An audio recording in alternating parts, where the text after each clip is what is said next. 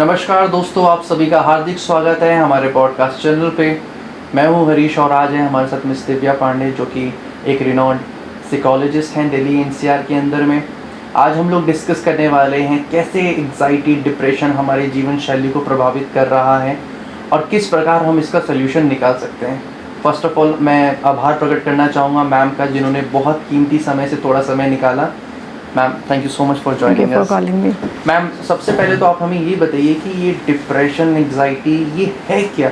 लोगों को पता ही नहीं रहता कि ये एक्चुअली प्रॉब्लम क्या है। तो पहले तो ये बताइए मैम, ये प्रॉब्लम क्या है? आजकल बेसिकली जो भी एक बहुत कॉमन वर्ड है डिप्रेशन। आपको कोई भी एक इंसान मिलेगा, वो बोलेगा मेरे को डिप्रेशन है, मेरे को तो कब से क्या है, बस डिप्रेशन में जी रहे हैं, ऐसे ही जी रहे हैं। तो डिप्रेशन एक बड़ा कॉमन वर्ड लोगों ने ले दिया है, बट ये एक जितना कॉमन वर्ड लगता है ना उतना है नहीं। ये एक बहुत बड़ा वर्ड है और एक ये डिसऑर्डर है। It's a mood disorder.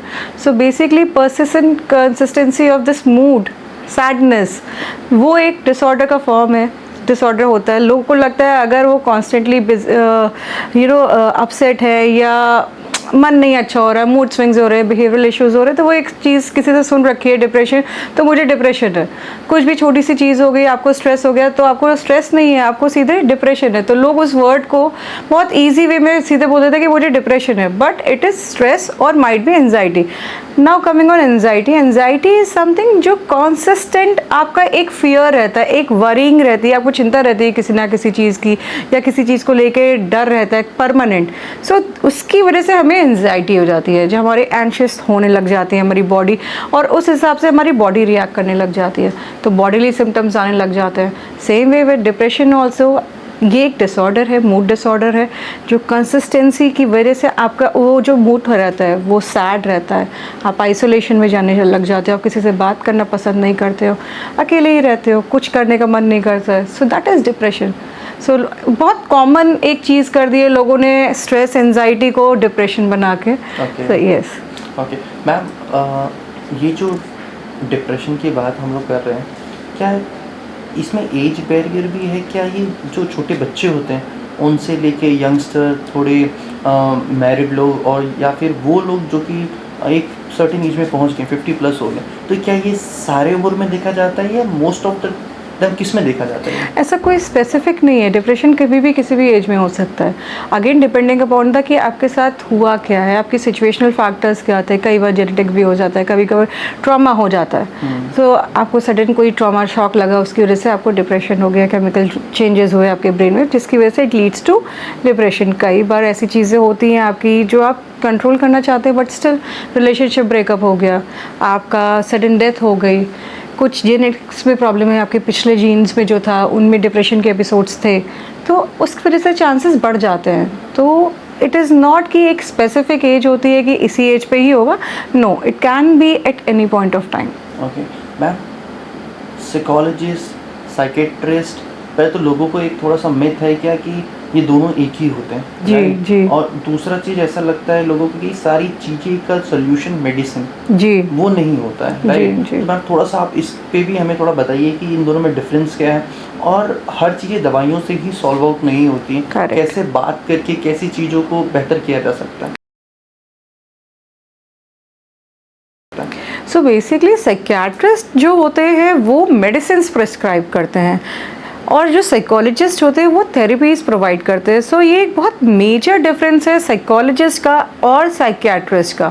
सो अगर आपको किसी से थेरेपी लेनी है तो psychologist will be the one जिनसे आप थेरेपी लेंगे, और मेडिसिन लेनी है तो psychiatrist will be the one.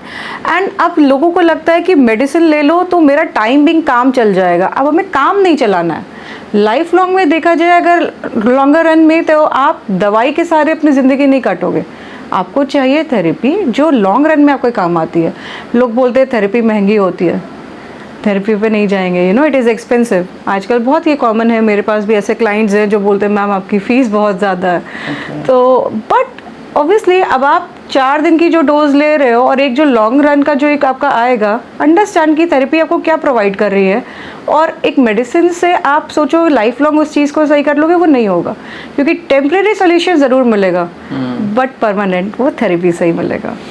Alright ma'am. Ma'am अगर किसी को आपसे कंसल्ट करना हो, जी। बिकॉज आपके पास तो शेड्यूल इतना टाइट रहता है, but still there are lot of people जिनको आपकी हेल्प की आवश्यकता है। जी क्योंकि मैं जो आपकी इंस्टाग्राम चेक कर रहा था, काफ़ी सारे डीएम्स और काफ़ी जी कमेंट्स लोग करते जी हैं कि कैसे क्या करना है। तो मैम अगर उनको आप तक पहुंचना है, जी तो क्या ये जो डॉग स्ट्रीट क्लिनिक है वहीं पर आप जी प्रोवाइड करते हैं, या फिर सपोज़ करिए कोई दूर रहता है, क्योंकि आपके पास जो आपकी ऑडियंस है वो बाहर से भी है, जी तो वो किस तरीके से आपसे कांटेक्ट कर सकते हैं? मेरे एक्चुअली मेरे जो बाहर के अब्रॉड के क्लाइंट्स हैं उनसे हम वाया इंटरनेट वर्चुअल प्लेटफॉर्म पे कनेक्ट करते हैं। गूगल मीट हो गया, जूम कॉल्स हो गई, हम उनसे वहाँ पे कनेक्ट करते हैं। सो जो भी हमारे क्लाइंट्स हैं globally we are connected with them, online platforms रहते हैं। सो आपका बस हमें अपॉइंटमेंट बुक करना रहता है। Okay. So you need to book an appointment and so that we can connect. अगर जैसे जो कनाडा के मेरे क्लाइंट्स हैं उनके टाइम जोन के हिसाब से वी कनेक्ट, दुबई के जो क्लाइंट्स हैं उनके हिसाब से हम वैसे वो कनेक्ट करते हैं, but it is again appointment basis पे रहता है हाउ डू यू